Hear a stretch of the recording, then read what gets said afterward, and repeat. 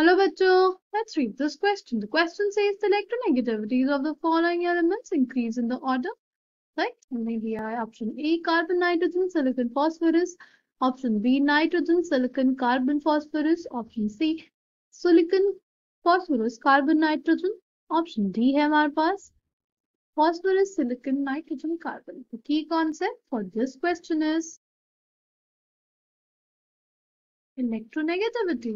What is electronegativity? Electronegativity is basically the tendency of an atom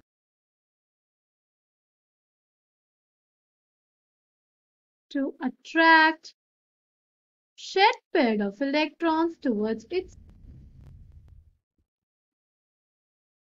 pair of electrons towards self. ठीक है,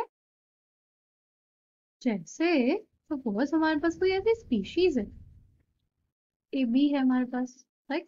B क्या है? Be more electronegative होगा, तो ये जो शेयर्ड पेयर की इलेक्ट्रॉन डेंसिटी अपने ऊपर पुल करेगा, जिसकी वजह से इसके ऊपर पार्शियल नेगेटिव चार्ज और ए के ऊपर पार्शियल पॉजिटिव चार्ज डेवलप हो जाएगा।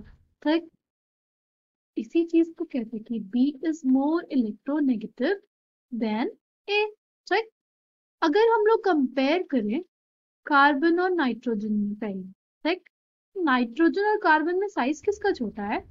साइज हमारा छोटा होता है नाइट्रोजन का, राइट? कार्बन का जो साइज होता है वो हमारे पास वो बड़ा होता है। ठीक, जितना छोटा साइज होगा उतनी ही ज्यादा उसका क्या होगा?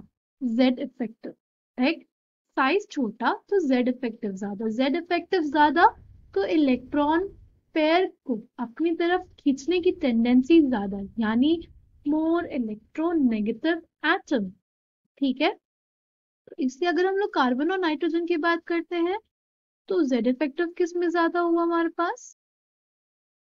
अगर हम लोग कार्बन और नाइट्रोजन की बात करते हैं जेड इफेक्टिव किस में ज्यादा हुआ? जेड इफेक्टिव हमारा नाइट्रोजन में ज्यादा हुआ। इसी वजह से हमारी इलेक्ट्रोनेगेटिविटी किसकी ज्यादा हुई? इलेक्ट्रोनेगेटिविटी भी हमारी नाइट्रोजन की ज्यादा हुई। ठीक, छोटा साइज होगा तो इलेक्ट्रॉन पेयर को अपनी तरफ पुल करने की जो टेंडेंसी होगी वो भी ज्यादा होगी। ठीक, अगर हम लोग बात करते हैं सिलिकॉन और फास्फोरस में, सिलिकॉन और फास्फोरस में किसका साइज बढ़ा? सिलिकॉन का साइज बढ़ा। ठीक, साइज बढ़ा होने की वजह से उसमें जो जेड इफेक्टिव लगेगा वो कम लगेगा और इस वजह से उसकी इलेक्ट्रोनेगेटिविटी भी कम होगी।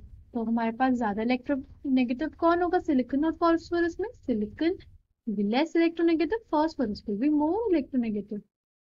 ठीक,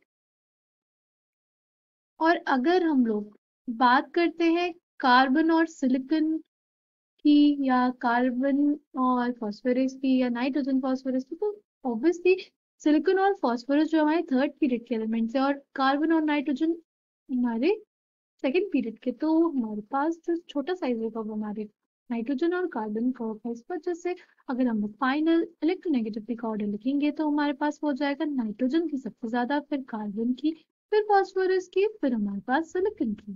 ठीक, this is order for electronegativity. Okay, coming back to the question, correct answer for this question will be option C, silicon. सबसे कम फिर phosphorus, फिर carbon, फिर nitrogen. I hope you understood it well. Thank you and all the best.